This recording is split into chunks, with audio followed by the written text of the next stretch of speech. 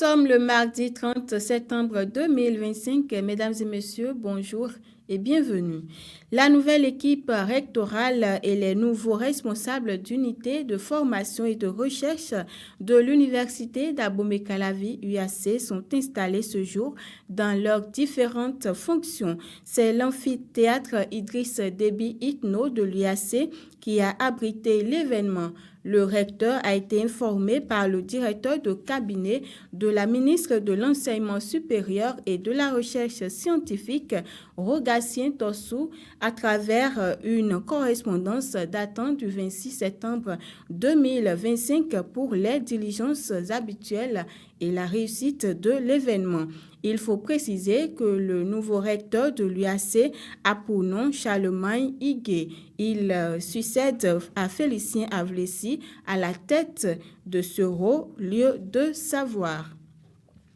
Les dirigeants et responsables d'institutions de microfinance ont été sensibilisés hier à Cotonou au cours d'un atelier d'échange sur les exigences de la loi numéro 2025-14 du 2 juillet 2025 portant réglementation de la microfinance au Bénin. L'atelier a été organisé par l'Agence nationale de surveillance des systèmes financiers décentralisés et l'Association professionnelle des systèmes financiers décentralisés. Il se tient 3 mois après la promulgation de cette loi. Un premier état des lieux de l'application de la dite loi a été dressé par la présidente du conseil d'administration de l'Association professionnelle des systèmes financiers et décentralisés, Valentine Huguette Adoukonou Tonouquin. Elle a profité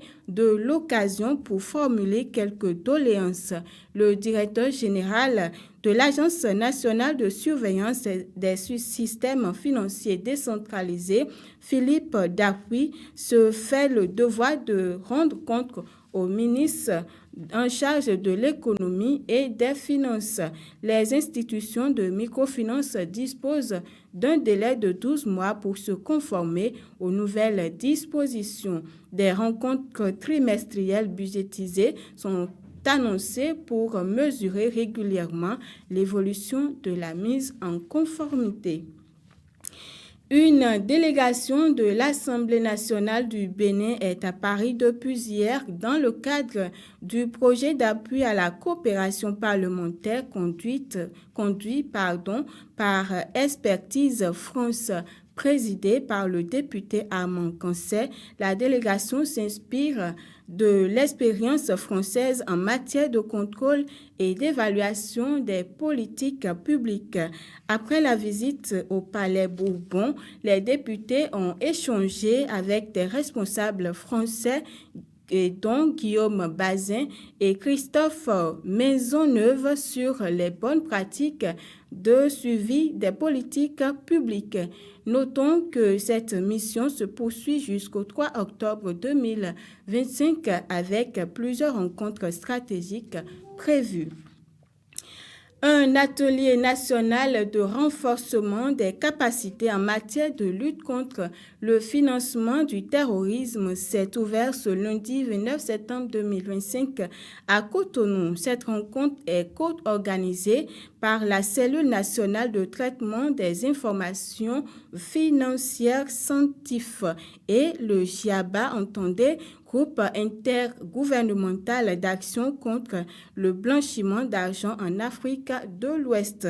Elle vise à doter les acteurs clés d'outils efficaces pour prévenir, détecter et neutraliser les circuits financiers qui alimentent la barbarie. La question se trouvant au cœur des échanges est comment couper les sources de financement du terrorisme. Depuis ce 29 septembre et ce jusqu'au 3 octobre 2025, les responsables sécuritaires, financiers et judiciaires du Bénin travaille aux côtés d'experts du groupe intergouvernemental d'action contre le blanchiment d'argent en Afrique de l'Ouest pour renforcer leurs compétences. Le ministère des Affaires sociales et de la microfinance a officiellement lancé en fin de semaine écoulée la première édition du challenge vidéo réseaux sociaux La Voix des filles. Il s'agit d'un concours créatif qui vise à donner la parole aux jeunes filles de moins de 24 ans, à valoriser les réformes du gouvernement engagées à leur attention et à mettre en lumière leur potentiel. L'initiative entre dans le cadre de la célébration de la 14e édition de la Journée internationale des droits des filles. Elles sont donc invitées à réaliser une courte vidéo d'1 minute, commençant par la phrase, je cite, « Grâce aux réformes du gouvernement, je peux enfin ».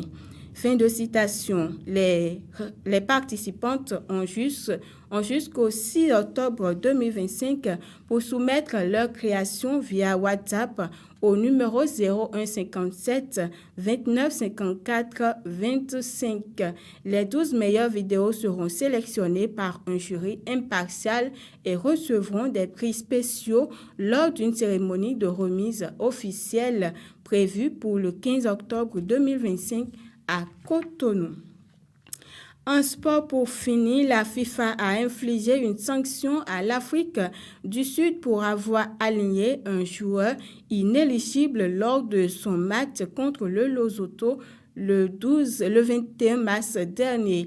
La rencontre, initialement remportée 2-1 par les Sud-Africains, est désormais comptabilisée comme une victoire 3-0 pour le Lesotho. La Fédération sud-africaine de football a ainsi violé l'article 19 du Code disciplinaire de la FIFA et l'article 14 du règlement des qualifications selon une décision de la FIFA ce 29 septembre 2025. Une défaite par forfait 0-3 et d'amende et 10 000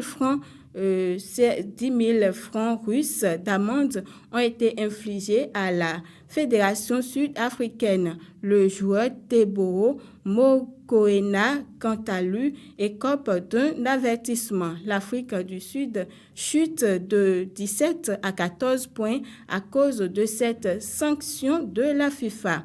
Une aubaine pour le Bénin de remporter au classement avec 14 points devant les Bafana Bafana avec une meilleure différence de buts à 2 jours de la fin des qualifications pour le mondial de 2026. Et ainsi s'achève ce flash info, mesdames et messieurs. Merci pour votre fidélité renouvelée. Suivez-nous sur TikTok, Facebook, Instagram, YouTube et X.